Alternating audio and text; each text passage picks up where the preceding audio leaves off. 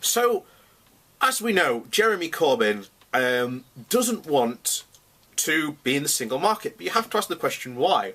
When the vast majority of party members want to be in the single market and the customs union. Why is this? Well, that is because in the Labour Party there is this ridiculous conspiracy theory that it's this neoliberal hellhole, when it is not. And we're going to go over a piece on The Independent just about this. So, here's a fun fact. The founder of neoliberalism was a Corbynista. Well, not exactly a Corbynista. The German sociologist Alexander Rustow died in 1963, long before Jeremy Corbyn entered Parliament, let alone became Labour leader. But for some of the economic policies Rustow advocated bear a striking resemblance to those pushed by Corbyn today. Rustow, according to the valuable research by Oliver Mark Hallerich, was a favourite of the nationalisation of rail companies and utilities.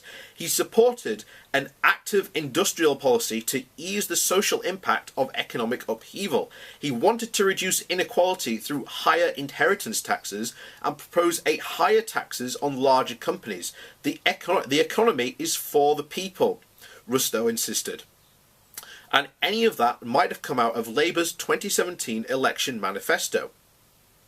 From the historical perspective, the cry from Corbyn's intellectual outrider, Paul Merson, last week, that Labour needs to wage war on EU neoliberalism sounds pretty strange. Yet, of course, the definition of neoliberalism that Merson is using is different from that put forward by Rousseau in the 1930s.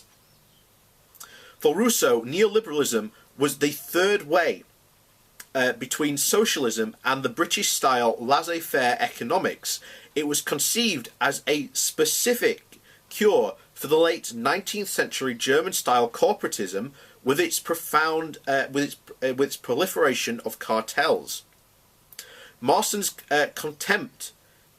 conception, on the other hand, stems from the theorising of Michael Foucault in the late 1970s, who saw neoliberalism as an ideological project to transform all of society into a great marketplace. This free market fundamentalism concept of neoliberalism owes more to the thought of Friedrich Hayek and Milton and Friedman than Rousseau.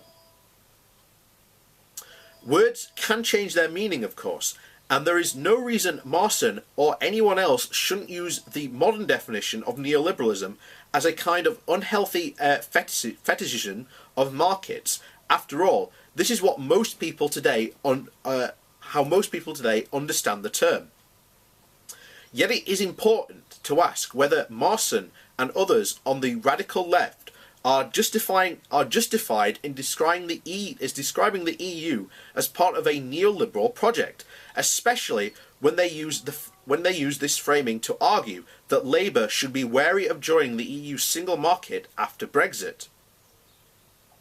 With its high levels of social protection, state-owned rail companies, nationalised utilities and banks, various price controls and industrial intervention, the European continent does not, on the face of it, look like the neoliberalist hellhole of leftist imagination. Europe actually seems to be a collection of social bureaucracies, of what Peter Hall and David Sosky described as a coordinated market economies. Yet, according to Merson, the European social market economy is merely the specific European form of neoliberalism, because it prefers private over public. It vaunts market mechanisation over state direction or subsidy, and relies on effective competition to make capitalism fairer rather than strong regulation. This is like arguing that a hot bath is merely a warmer form of a freezing cold bath. It is the definition that ignores the experience most normal people when they run a bath for themselves. are concerned with how comfortable it feels when they get in it, rather than which tap the water came out of. The insights of Hayek and Friedman about the utility of markets, in particular, the access of the social dispersed knowledge embedded in them, are valuable. Yet, it is also true that a mentality that presents the extension of markets as the answer to every social question is a destructive pathology. The merit of post-war social democracies, settlements of countries like Germany, France, Sweden, and the Netherlands is that they have located a reasonable balance between those two extremes, and therefore, and any theoretical framework that crams Germany's social democrats into the same category as US Republicans or the hardline Thatcherite wing of the Conservative Party has either gone badly awry or is conceptually useless. Perhaps we can learn the lesson from the genesis of the term neoliberalism. Rousseau, in the 1930s conception of neoliberalism, had a specific and historical context. The crony capitalism of Wilhelmine, or the Weimar Germany, and the global crisis of the free markets and democracy in the wake of the Great Depression. To understand the program, one has to appreciate the context. The economically liberalising ethos of the EU's 2007 Lisbon Treaty, which the left revile as one of the supreme works of the neoliberalist devil, has a context too. A series of member states with a greater role for the state and social protection than the UK and the US, but also structurally higher levels of unemployment. It is not free market fundamentalists, for instance, to suggest that French employment laws ought to be reformed for the sake of those young people who find themselves outsiders in a system designed to protect insiders at all costs. Nor is it wide-eyed neoliberalism in a single market of 28 member states, each with their own domestic corporate lobbies, to police the guaranteeing of state aid. The problem with the modern definition of neoliberalism is that it ignores the context and invites paranoia. The result is that those who advocate a modest extension of markets in some areas cannot be understood as simply attempting to adjust the temperature of society's bath, and must be seen as part of a sinister ideology to project to atomize humanity as a whole. European leaders have certainly handled the Eurozone crisis abysmally, inflicting unnecessary suffering on the likes of Greece and Portugal, though through extensive public spending cuts and badly designed structural reforms, domestically fiscal policy in Germany has been and remains a disaster zone. There are many reasons for this, but it is simply not credible to argue that the gross failures of the system stem from the specifics of an ideological extremism that animates libertarian right-wingers in the Anglosphere. The context and the history are separate. The attitudes to market, the state, inequality, and social solidarity are fundamentally different. It would be tragic if Labour rejected the opinion of the option of the single market membership for the UK after Brexit.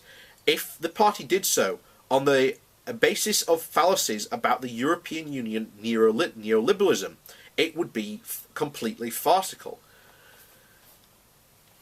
And there you have it, essentially. Neoliberalism.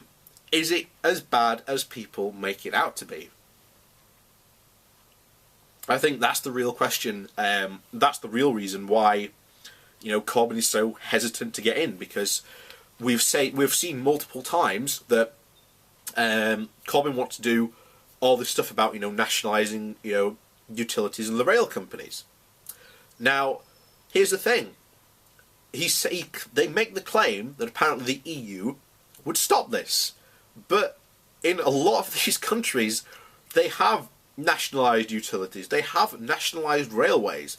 So if they did that, are the EU going to say, oh no, you can't do that, when secretly they've got a nationalised railway and utility system in their own country.